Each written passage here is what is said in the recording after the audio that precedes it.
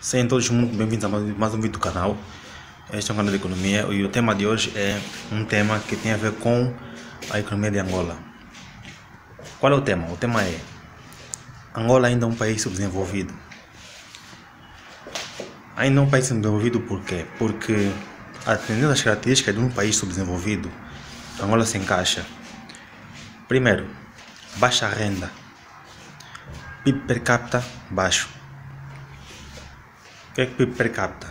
É a renda pessoal, ou seja, é o somatório da produção em dinheiro de bens e serviços produzidos por cada habitante. Fazendo uma parte trazendo uma conclusão bem mais resumida, é a média do PIB do país. Até quanto cada habitante tem a capacidade de produzir em somatório em dinheiro. Então, atendendo a essas características, Angola ainda possui um PIB per capita baixo. Fazendo uma média, usando o PIB de Angola, o PIB anual do ano passado, dividindo pelo número de habitantes, o PIB per capita é consideradamente baixo.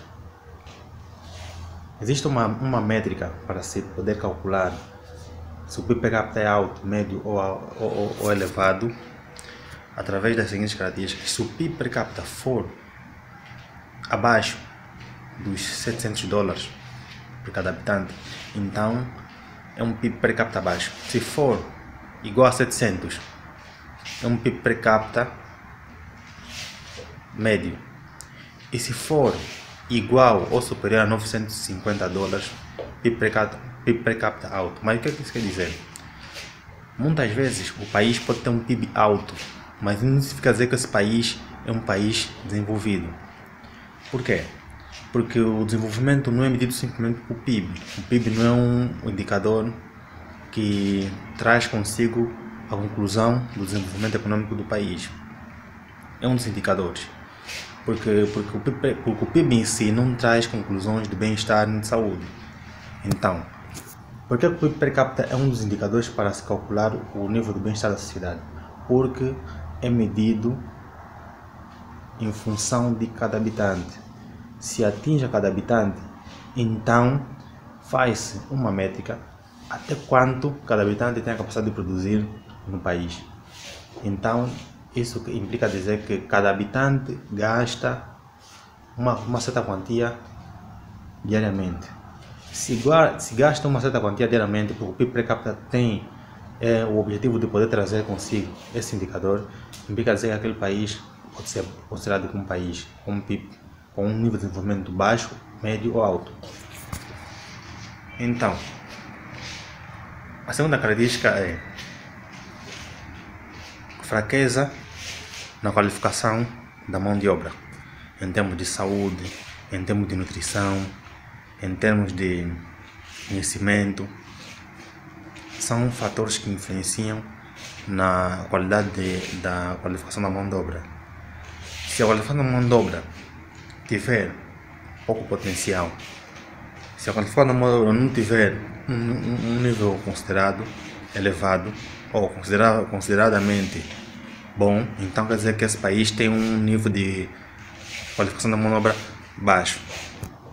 Pode ser baixo ou médio, mas nesse caso, tendendo ao know-how, conhecimento, se formos atender, Angola ainda não produz carro, ainda não é uma fábrica que traz consigo novas tecnologias, ainda não possui quadros que inovam a ciência e tudo muito mais.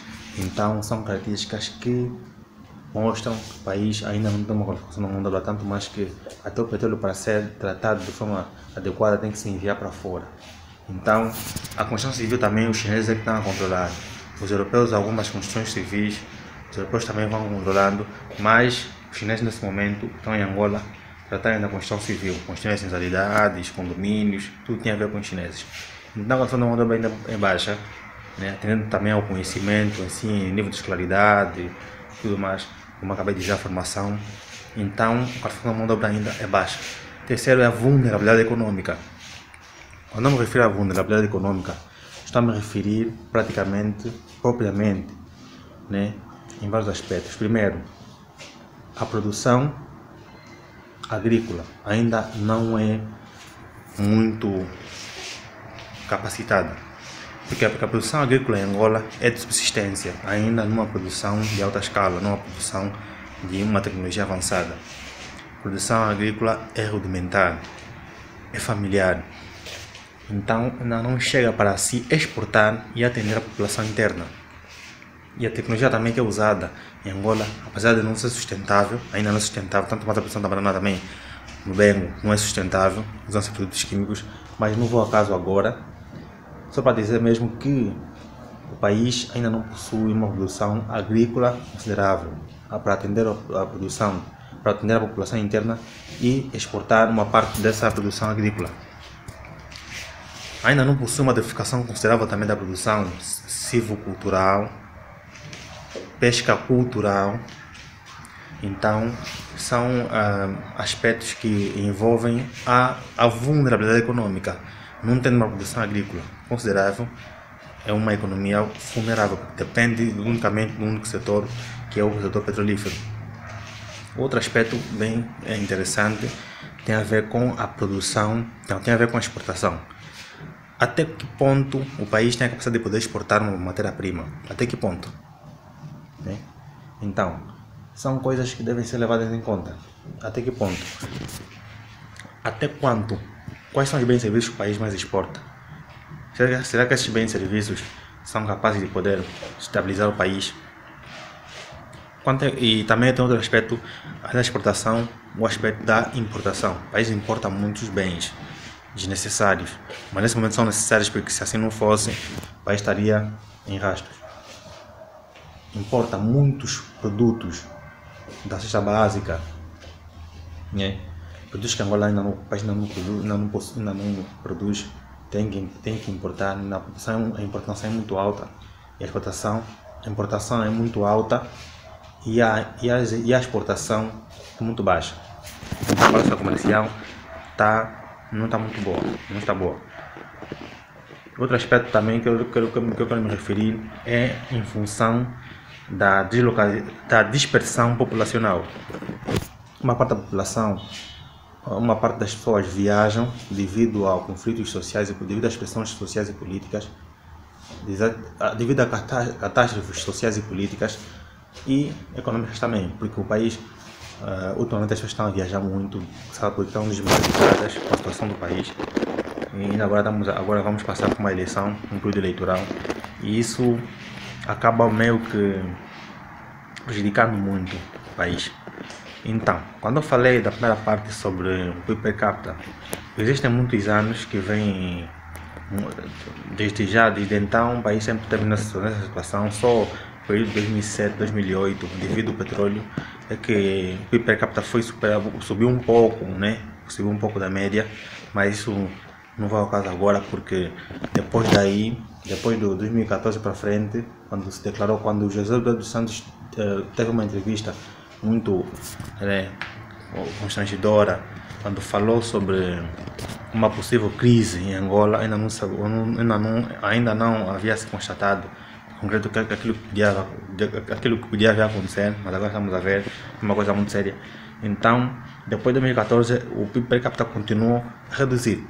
Agora, o PIB em Angola foi crescendo de ano após ano, foi subindo, tanto mais que em 2016 saiu de 0,1 a 0,6, mas também não é uma subida muito considerável.